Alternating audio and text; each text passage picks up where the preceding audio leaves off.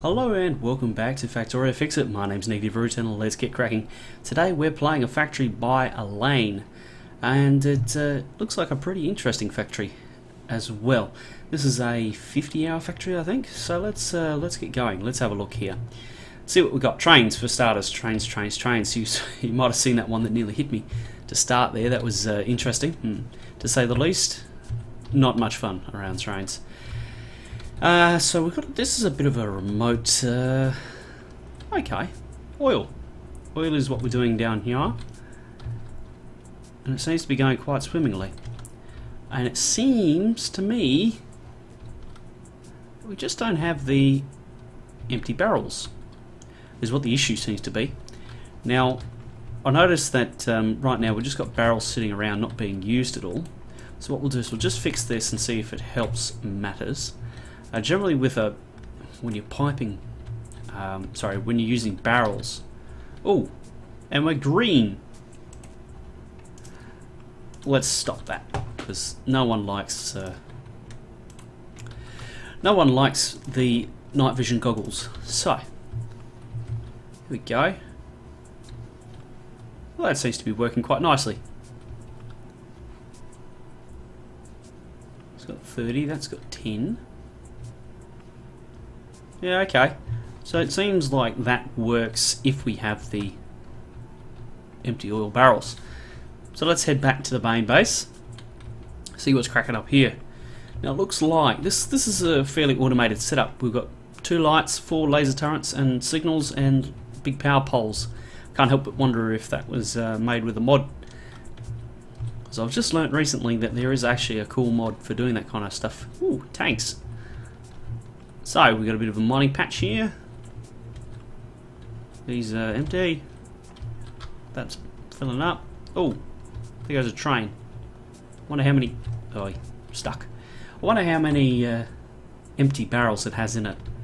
It's a good question to ask. Oh, I've probably been too slow. Probably unloaded them all. Yeah, it has. That's a bugger. Right. Well, what we can do. So that's got 17 and that's got 17. Happy days. You can see though that it's not loading it into that last carriage. So whether there is an extra... whether there is a train with an extra carriage that'll pick those up, I'm not sure. May have been an oversight by Alain when he was first building the system, that he's built a station for four wagons and there's only built 3 on his actual train. So we got, yeah, nice little siding here for the station. That's very cool. There goes our oil train. Probably should have hopped onto that actually. I'm doing things the long way right now. Oh, train. So that's a lot of shields. One could possibly be hit by a train with that many shields and live. Shields are a little bit overpowered. At least when you get to the Power Armor Mark II, there's not really much that can kill you. Right. Whoa. Well, I nearly tested that out. Oh, oh, my lord. I'm doing my best to stop my swearing because I want to... I become aware that I have some younger viewers. So I'm doing my best to... ooh, stop that. To curtail my bad language. But as you can see, that when I get caught out, no helping me. So here we have... stuff being built, stuff being done. Seems like we have this heavy backlog of everything, which is good. So that explains why our oil system down there isn't working that well. But that's okay, because that's really what you want. You want petroleum gas to be backlogged. So let's go have a look at the factory proper now. The factory proper is here. Oh, come on, pipes and stuff. Get out of the way. Right. So we have the main bus system, such as it is, first pioneered by Zisto. Well, it probably wasn't pioneered by Zisto, but certainly brought to popular attention by Zisto, and I hate him for it, because every turkey seems to make a base like this nowadays. But anyway, we'll move right along. Train unloading, very cool. Got buffer storage. This is very nice. Lots and lots of resources sitting around here, so that's cool. We could potentially upgrade this and make it longer, make it bigger, make it stronger, make it faster. Then that would be really, really cool if we could do that, if it's needed. But right now it's not needed, because look at all this. This is just sitting around waiting. So that's happy, happy days. Now, when we get down here, now the funkiness starts. Okay, number one, no. Copper cable on a belt is never a good idea, and I'll show you why. As soon as there is a heavy draw on the system, for example, some turkey comes along and picks up all the green circuits, you watch what happens. These $10 say they don't work.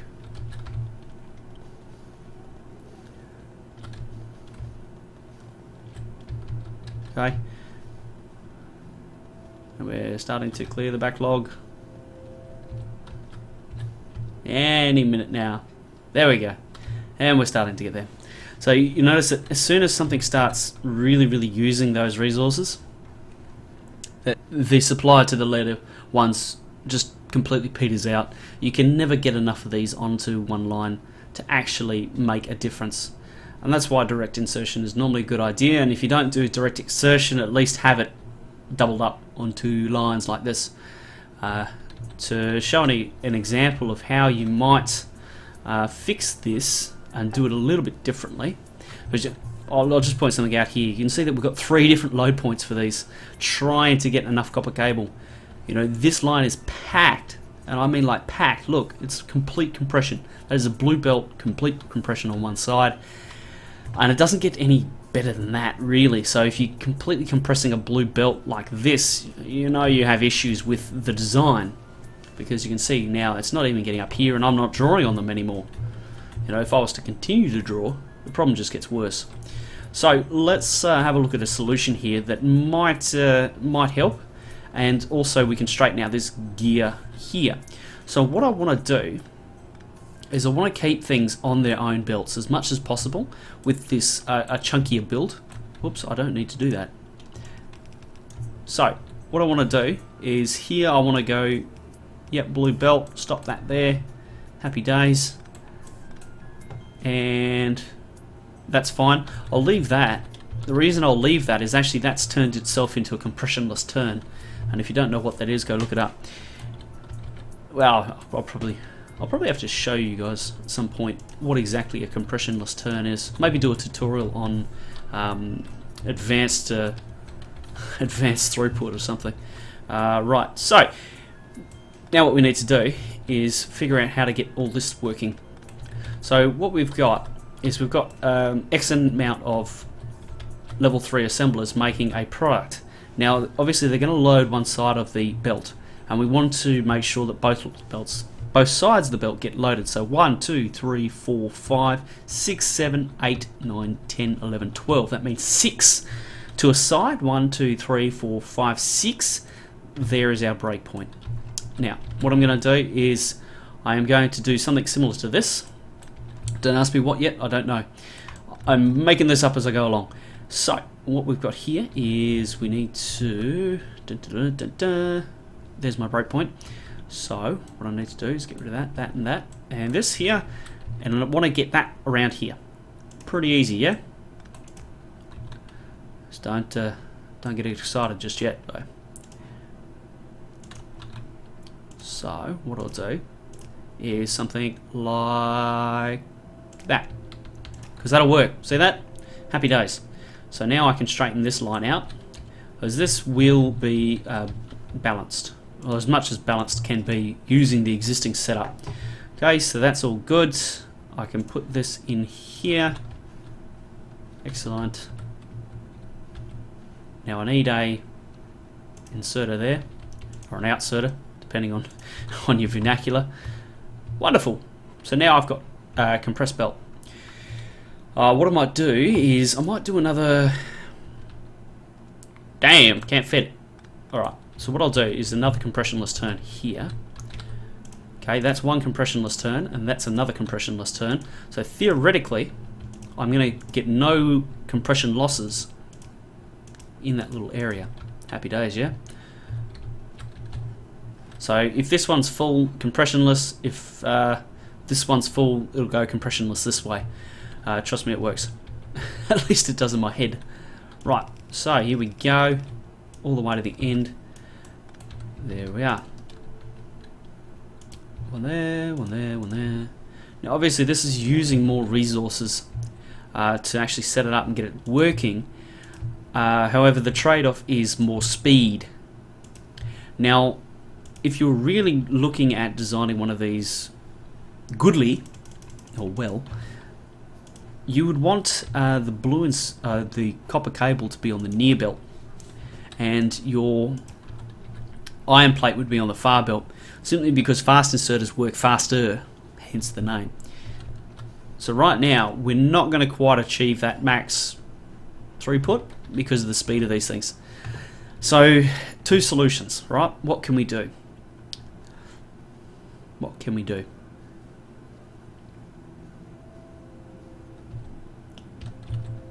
What if we, right? We can, surely there's something we can do here. So what we'll do is we'll just stop the parts from working to try and figure out how we can get, right, our iron plate onto that side, because I think that's probably the best solution we've got. So iron plate on this side, copper plate on this side. And the reason I'm doing that is because there's electric power poles that are going to be in the way of anything that we do. So, right, let's have a look here. Copper cable, go away. Iron plate, go away. Rightio, so we've got two belts here, nice and even. We need to get this here and the other one there. How to do it? Will that fly? Unfortunately, what we're going to end up with is compression losses. And if anything, a compression loss in this direction is bad, because this is going to draw the heaviest out of anything. Down the line isn't going to be too bad. So, with that in mind, what we might do is allow for it to work. Just give ourselves some more room in here. Though there's always a solution to a problem if you look hard enough. So we can move this belt back by one. Put a splitter in here, belt here. Oh, it's going to work. No, it's not going to work, damn it. That's a disappointment, that is. What about if I move it up by one? That's still not going to work because you can see that we have that issue. Now, what if I do this? It's not going to work.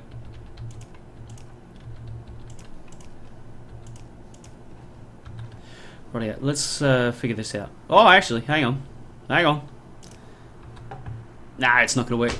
Now, one of the changes that they made in the 11 branch is now that these things can't pick up on a express, like an underground belt up or down. So that is a bit of sad news. So effectively, this little one here is obsolete. So we'll just pick that up. We can't use that now because of space constraints. And but that's pretty much solved our issue of throughput. You can see now that that is actually going to start to back up. So that is very, very good news. You can see that we're not quite reaching full compression on this belt.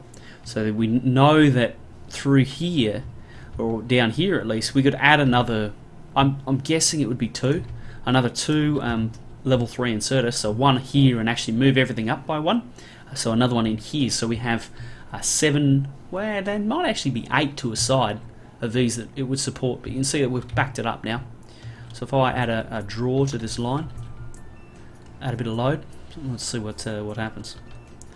I have enough green circuits to sink a battleship.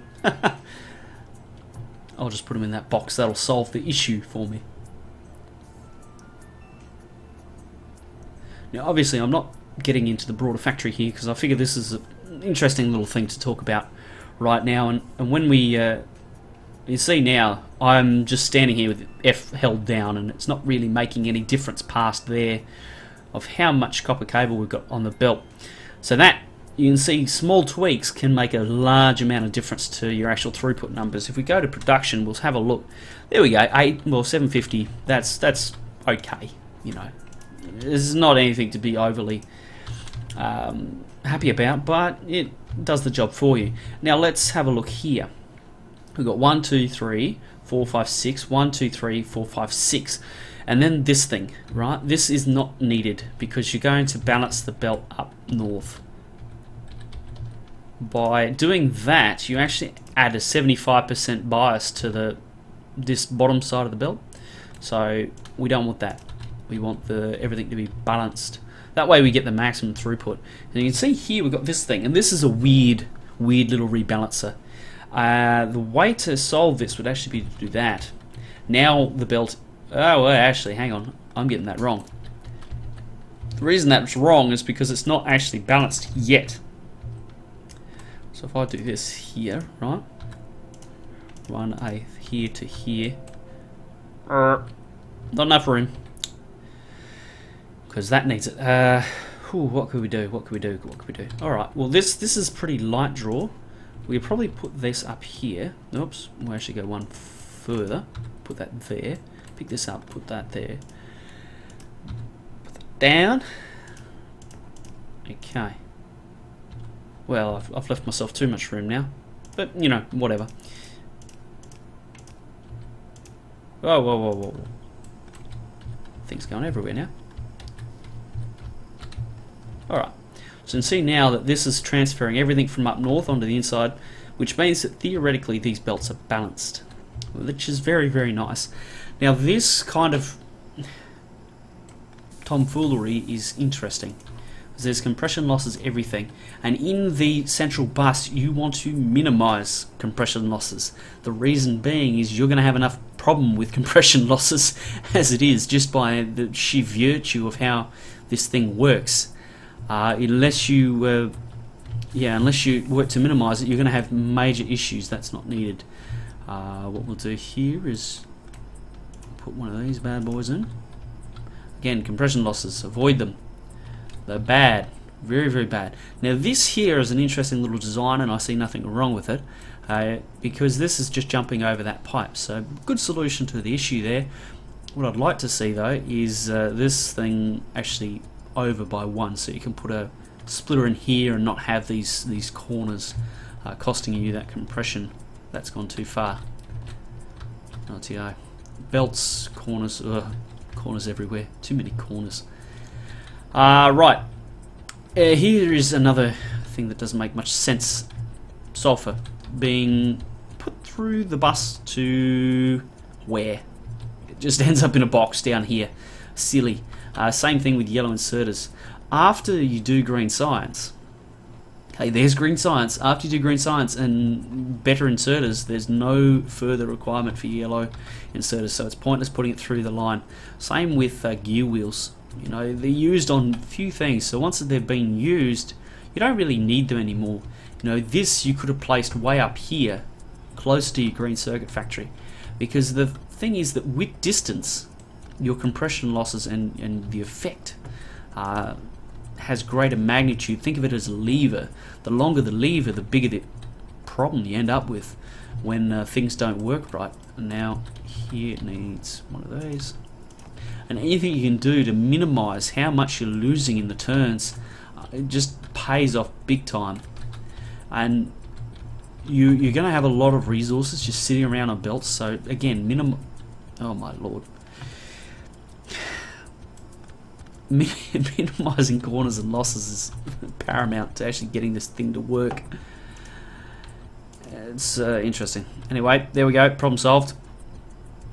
This here, you can actually get... No, you can't. Actually, there's no other way of doing that.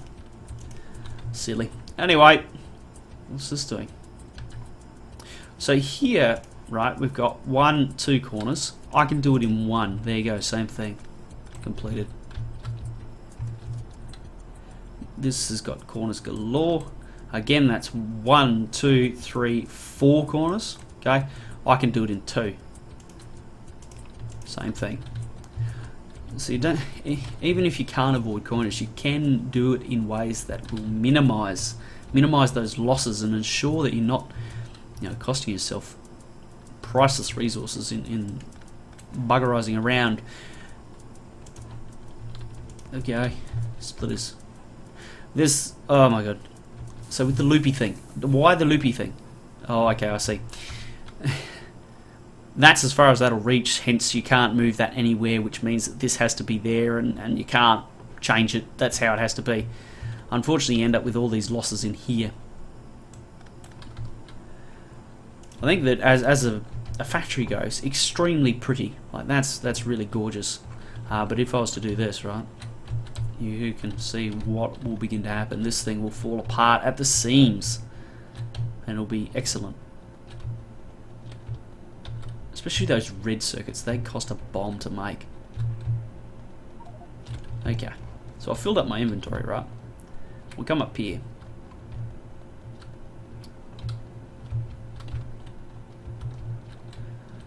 Notice that it's going to use all of this, all these resources that have been sitting around has been lucky, because then it's going to absorb a lot of that that shock loading. But after you overcome the shock loading, that's when the problems will start. And see that the green circuits are struggling to keep up, because it's going to take them a bit of time to buffer back up. Everything here, the buffers really help the design, so Alain's done a really good thing there.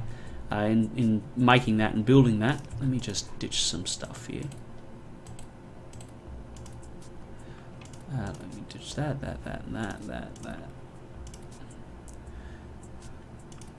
Oops. I want. Yep, that'll be good.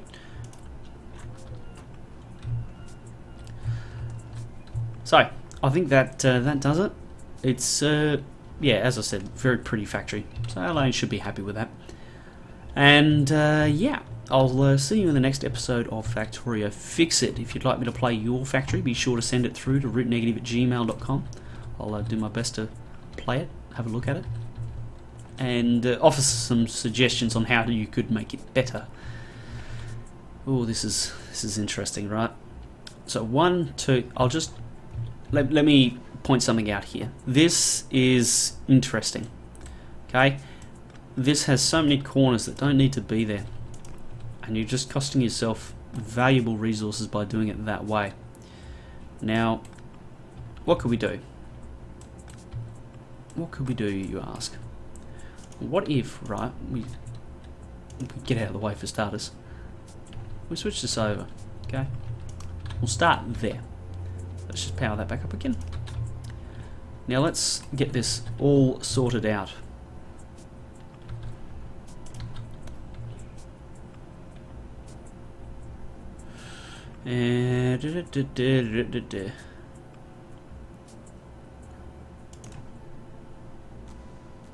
Can we do it? That is the question. Can we do it? Well, this is partly why I hate these main bus builds, because they are a headache to work on. Okay, ideally we want to do something like that, because what that means is we can now do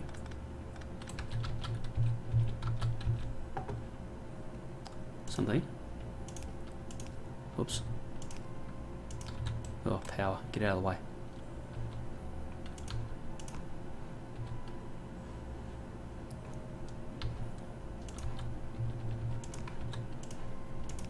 Rightio.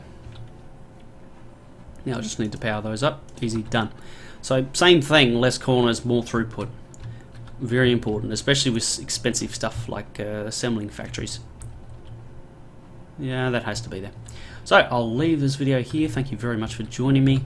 It has been a lot of fun playing this factory, and I look forward to seeing you in the next episode.